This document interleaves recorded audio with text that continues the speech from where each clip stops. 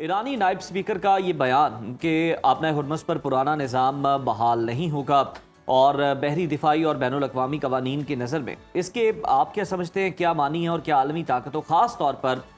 خلیجی ممالک کی بات کریں تو کیا ان کے لیے یہ قابل قبول ہے؟ جی السلام علیکم وعلیکم عزیر السلام۔ اور جنت اور ہمارے ناظرین کو بھی پاکستان کی آزاد فضاؤں سے۔ اور آپ نے بڑا اچھا انٹرو میں کہا کہ یہ ابھی جو نظام ہے یہ اپنی ایک ٹرانزیشن میں آ گیا ہے، جیسے ہم سمجھتے ہیں کہ جو عالمی جنگ پہلی تھی اور دوسری، اس کے درمیان میں بہت ساری ٹرانزیشنز ہوئی تھی، بہت سارے ادارے جو ہیں وہ اپنی نئی سمت میں چلے گئے تھے، جس کے بعد پھر آپ دیکھیں کہ ورلڈ وار 2 کے بعد بہت ساری چیزیں تبدیل ہوئی، جیسے کہ یونائٹڈ نیشنز بنا، نیٹو بنا، اس کے علاوہ ورلڈ بینک کے آرگنائزیشنز بنی، اس کے علاوہ ٹریڈ آرگنائزیشنز بنی، اور اس طریقے سے بہت ساری چیزیں بنی۔ اسی طریقے سے اب بھی یہ ٹرانزیشن سٹارٹ ہو گئی ہے، جس کو ہم کہتے ہیں کہ transition towards the multi polarity. تو اس کے اندر بھی یہ جنگ جو ہے یہ اس نے بڑا کلیدی کردار ادا کیا ہے۔ ایک تو یہ ہے کہ 21 سینچری کی پہلی جنگ ہے باضابطہ، اگرچہ یوکرین کی ہے، لیکن اس میں اتنا زیادہ اس کا اثر نہیں ہوا جتنا کہ اس ایک جنگ نے کیا، اور اس میں ایران نے بڑی اپنی سوچی سمجھی ایک حکمت عملی کے تحت انہوں نے اس پوری جنگ کو آگے لے کے چلے ہیں، اور اس میں انہوں نے اسٹریٹ آف ہرمز کو ایک اپنا ایک کلیدی پوائنٹ بنایا ہے، جس کے اوپر وہ ٹوٹل بارگین اس کے اوپر کر رہے ہیں۔ تو اس حوالے سے اگر ان کی ہم دیکھیں جو تاریخی ان کی لنکیجز ہیں اسٹیٹ آف ہرمز کے ساتھ یا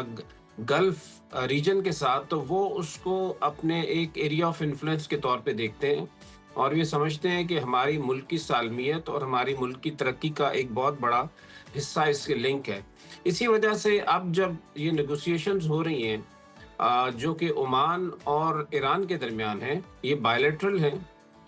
تو اس میں ابھی تک کا جو سلسلہ ہے وہ یہ ہے کہ انہوں نے جو نیوٹرل ٹریڈ ہے اس کے لیے سیف پیسج انہوں نے دیا ہے، لیکن جیسے امریکہ یہ کہہ رہا ہے کہ یہ اس کو اس کی اس حالت میں بحال کیا جائے جیسے وار سے پہلے تھا،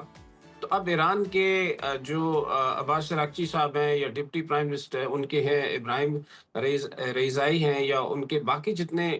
لوگ ہیں، اب وہ یہ کہہ رہے ہیں کہ اب یہ اسٹریٹ اس طرح نہیں ہوگی، اس کے اوپر کنٹرول ہمیشہ ایران کا رہے گا، لیکن کنٹرول صرف اس حوالے سے ہے کہ جو ان کی قومی سالمیت کے حوالے سے جو چیزیں ہیں ان کو وہ دیکھیں گے۔ اچھا احمد صاحب، ایک نیا باقی دعویٰ جو بھی شپس آیا آ ڈونلڈ رہے ٹرمپ ہیں، کی جانب سے، وہ کہتے ہیں کہ جو بارودی سرنگیں تھی وہ آبنہ ہرمز سے ہم نے مکمل طور پر ہٹا دی ہیں اور ہماری جو ناکہ بندی ہے وہ بڑی کامیاب رہی۔ کتنی حقیقت ہے اس دعوے میں ڈونلڈ ٹرمپ؟ دیکھیں ان کے پہلے بھی بہت سارے دعوے اس طرح کے آئے ہیں، اور وہ سارے ان کی اپنی جو انٹرنل کنزمپشن کے لیے ہے، پولیٹیکل جو ان کی ایک ریٹنگ بہت نیچے جا رہی ہے اس کو اپ کرنے کے لیے، جو مڈ ٹرم الیکشنز ہیں اس کے لیے یہ اس طرح کے بیانات دے رہے ہیں۔ لیکن جس ملک نے بارودی سرنگیں بچائی ہوں وہی سرٹیفائی کر سکتا ہے ٹیکنیکلی کہ یہ بارودی سرنگیں اٹھائی جا چکی ہیں کہ نہیں، ادروائز وہ ایریا کلیئر نہیں ہوتا۔ اس کی دوسری وجہ یہ ہے کہ ایون امریکہ کے کہنے کے باوجود اگر آپ دیکھیں تو جو انشورنس کمپنیز ہیں انہوں نے اپنی انشورنس کم نہیں کی ہے، اس کی بڑی وجہ یہی ہے کہ انشورنس اس وقت تک کلیئر ہوگی اور اس کے اوپر جو فریٹ چارجز کم ہوں گے تب، جبکہ ایران یہ کہے گا کہ ہم نے یہاں سے اپنی ٹوٹل مائننگ جو ہے وہ ختم کر دی ہوئی ہے۔ تو یہ بیانات کی حد تک ہے، میرے خیال میں اس میں کوئی اتنی بڑی حقیقت نہیں ہے۔ اچھا ڈاکٹر صاحب، کہیے گا کہ ایران نے پاکستان، ترکی اور سعودی عرب کے دفاعی معاہدے کو خطے کی بدلتی سوچ اور امریکہ سے دوری کی علامت قرار دیا ہے۔ بطور دفاعی ماہر آپ اس رد عمل کو کیسے دیکھتے ہیں؟ دیکھیں میں یہ سمجھتا ہوں کہ پہلی بات تو یہ ہے کہ یہ جوائنٹ ڈیفنس ایگریمنٹ اپنے وقت اور مقام اور جو اس میں ممالک نے شرکت کی ہے بڑی اہمیت رکھتا ہے۔ ایک تو یہ ہے کہ جو 14 نکات کے پر جو 2 مہینے کا ٹائم دیا گیا تھا وہ ابھی تقریباً 1 ہفتے بعد وہ ٹائم ختم ہو رہا ہے۔ اس کا مطلب یہ ہے کہ اب اس کے اوپر ایک اور میکانزم لانے کی ضرورت ہے جس کے اندر کہ ریجنل سیکیورٹی ہے وہ ہونی چاہیے۔ تو اس حوالے سے بھی یہ ایک سٹیبلٹی لانے کے لیے اس ایریا میں ان تینوں ممالک نے آگے بڑھ کے ایک میکانزم ڈیولپ کیا ہے جس کے اندر آگے چل کے ابھی بالکل واضح ہے کہ ایران کا جو فٹ پرنٹ ہے یا ایران کا جو انفلوئنس ہے گلف کے اندر وہ آہستہ آہستہ اس میں سے ختم ہوگا. اس کی بڑی وجہ یہ بھی ہے کہ ایران نے جو اپنے 14 نکات میں سے ایک نقطہ یہ بھی رکھا تھا کہ امریکہ کے جو یہاں 13 بیسز ہیں وہ یہاں سے ختم ہوں گے. تو کہنے کا مطلب یہ ہے کہ جب یہ ویکیوم بنے گا تو ویکیوم کے اندر پھر یہ ایک آرگنائزیشن ڈیولپ کی گئی ہے جو کہ کسی ملک کے خلاف نہیں ہے لیکن یہ ہے کہ جوائنٹ ڈیٹرنس ہے. اس کا مطلب یہ ہے کہ کسی ایک ملک کے اگر اس کے حملہ ہوتا ہے تو تمام یہ ملک جو تین ہے یہ مل کے اس کی حفاظت کے لیے آگے آئیں گے. تو اس حوالے سے کوئی بھی ایکسٹرنل ایگریشن ہے تو وہ اس کو روکنے میں مدد ملے گی. تو یہ اصل میں اگر آپ دیکھیں تو یونائٹڈ نیشن کا جو آرٹیکل 51 ہے جو سیلف ڈیفense کا ہر ملک کو وہ حق دیتا ہے. تو اب یہ کلیکٹیو سیلف ڈیفenس کو آپ کہہ لیں جس میں کہ آلریڈی نیٹو کی طرز پہ بہت سارے اور ادارے ہیں جو اس طریقے سے کام کر رہے ہیں. تو میرے خیال میں پاکستان کی اہمیت کے اعتبار سے بہت بڑی اہمیت ہے پاکستان کی, اور پاکستان کی 6th لارجسٹ بڑی سیزنڈ, بڑی ٹرینڈ اور بڑی ویل اکوپڈ آرمی ہے, اور پلس ہم ماشاءاللہ ایک نیوکلیئر اسٹیٹ بھی ہیں. تو میرے خیال میں یہ ایک بہت بڑا سٹیبلائزر ہے جو اس ریجن میں جنریٹ ہوا ہے. بالکل اس ریجن میں جنریٹ ہوا ہے. اچھا سر, اگر ہم دیکھیں تو ڈونلڈ ٹرمپ کی اگر ہم بات کر لیں, امریکہ جو ہے اب دو اور محاذوں پر بھی جو ہے ہم دیکھ رہے ہیں کہ بہت ساری ڈیولپمنٹس جو ہے وہ کرتا نظر آ رہا ہے. عراقی کردستان سے ہم دیکھ رہے ہیں کہ 30 ستمبر تک اعلان کیا گیا کہ تمام فوجیں نکال لی جائیں گی. شام کو مجبور کیا جا رہا ہے, بلکہ شام بھی اس پر ایگری ہے کہ جو وہاں پر نیوکلیئر ویپنز ہیں ان کو سرنڈر کر دیا جائے گا, IAEA کے حوالے کر دیا جائے گا. اس ری پوسٹرنگ کے حوالے سے بتائیے گا, اس کے کیا آپ اثرات دیکھ رہے ہیں؟ جی, اس کے کچھ اثرات تو اندیا تو میرے خیال میں ان کے امریکن جو سیکٹری ڈیفنس یا ان کو وار سیکٹری بھی کہتے ہیں, مارکو روبیو نے, انہوں نے اپنے ایک بیان میں کیا تھا, انہوں نے کہا تھا کہ اب ہمارا جو شفٹ ہے یا ہمارا جو فوکس ہے وہ ہوگا پیسیفک کی طرف,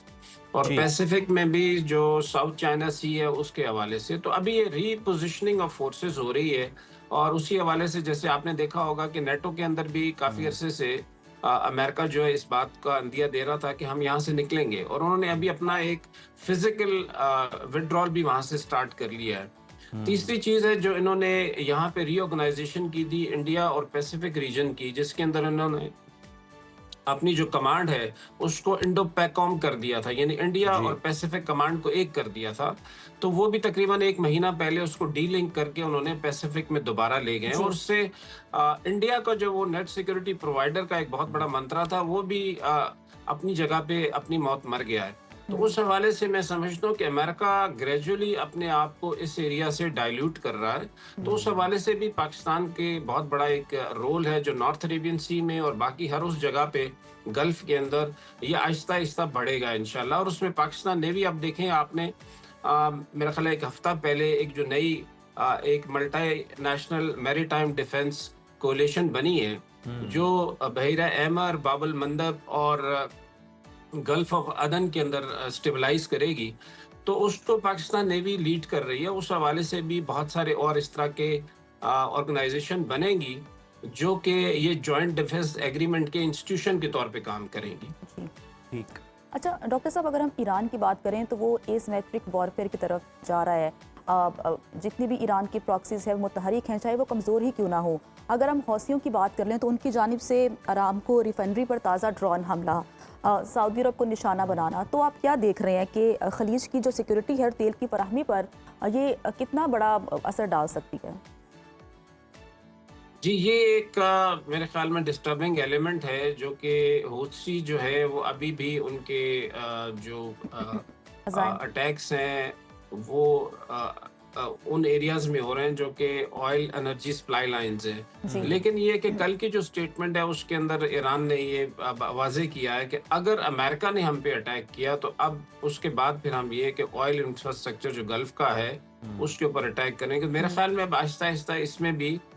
کمی آنا شروع ہو جائے گی, اور یہ اپنے طور پہ یہ چیزیں اب کم ہونا شروع ہو جائیں گی. اچھا احمد صاحب, اس کے علاوہ ہم زمینی کارروائی کا بڑا شور سن رہے ہیں. ایران جو ہے وہ بڑے سخت بیانات بھی دے رہا ہے اس معاملے کے اوپر کہ امریکہ جو ہے ضمینی کارروائی سے باز رہے، ورنہ کوئی فوجی جو ہے وہ یہاں سے زندہ نہیں جائے گا، تو کیا امریکہ کسی زمینی ایڈونچر کا خطرہ مول لے سکتا ہے، وہ بھی ایک لینڈ لاک کنٹری کے اندر؟ دیکھیں، زمینی اعتبار سے جب بھی اس طرح کی کوئی کام کیا جاتا ہے، آپ نے اپنے بوٹس آن گراؤنڈ کرنے ہوتے ہیں، تو اس کے لیے کچھ قواعد و ضوابط ہیں، کچھ شرائط ہیں۔ ان شرائط کے اندر آپ کو جس فورس کو آپ نے ڈیل کرنا ہوتا ہے، اس سے 3 گنا زیادہ فورس لانی پڑتی ہے آپ کو۔ اس کے علاوہ اس کی جو ایئر فورس ہے، اس کو ٹوٹل کمپلیٹلی ختم کرنا پڑتا ہے، اس کی باقی جو ریزسٹنس ہے وہ بھی ختم کرنا پڑتی ہے اس ایریا کے اندر کم از کم، تاکہ آپ لینڈ کر سکے۔ تو اس حوالے سے تو کوئی بھی ایسی چیز نظر نہیں آتی کہ امریکہ جو ہے وہ اس کے اندر یہ استطاعت ہے کہ وہ کر سکے، کیونکہ ابھی ان کے پاس جو فورس اس ایریا میں ہے وہ 12 سے 15 ہزار کے قریب ہے، جو ان کے کچھ شپس کے اوپر ہے، تو میرینز اس سے زیادہ وہ لا نہیں سکتے اس وقت۔ تو دوسرا جو پہلو ہے وہ یہ ہے کہ اس کے اندر بالکل صحیح ایران نے کہا کہ اگر وہ آتے ہیں تو ان کے باڈی بیگز بہت زیادہ بڑھ جائیں گے یہاں سے جو امریکہ کو جائیں گے۔ اور اس وقت جو صورتحال ہے امریکہ کے اندر، آپ دیکھیں جو پچھلا اٹیک جارڈن میں کیا تھا ایران نے، اس کے اندر صرف 3 کیجولٹیز ہوئی تھی، اور اس کے اوپر امریکہ میں کتنی سینسٹیوٹی بڑھ گئی۔ تو یہاں تو اس کیس کے اندر تو بہت زیادہ کیجولٹیز ہونے کا احتمال ہے۔ تو میرا نہیں خیال کہ مڈ ٹرم الیکشن کے قریب اس طرح کی کوئی حماقت کی جا سکتی ہے۔ تو یہ ڈویبل نہیں ہے میری نظر میں۔ بالکل یہ قابل عمل نہیں ہے کہ بوٹس آن گراؤنڈ ہو اور امریکہ جو ہے وہ اپنی فوجیں ایران کے اندر اتارے، وہ بھی ایک لینڈ لاک کنٹری کے اندر، جہاں پہ بہت سارے اس کو چیلنجز فیس کرنا پڑ سکتے ہیں، اور وینزویلا جیسی صورتحال وہاں پر نہیں ہے۔ بہت شکریہ احمد سعید صاحب آپ کے وقت کا۔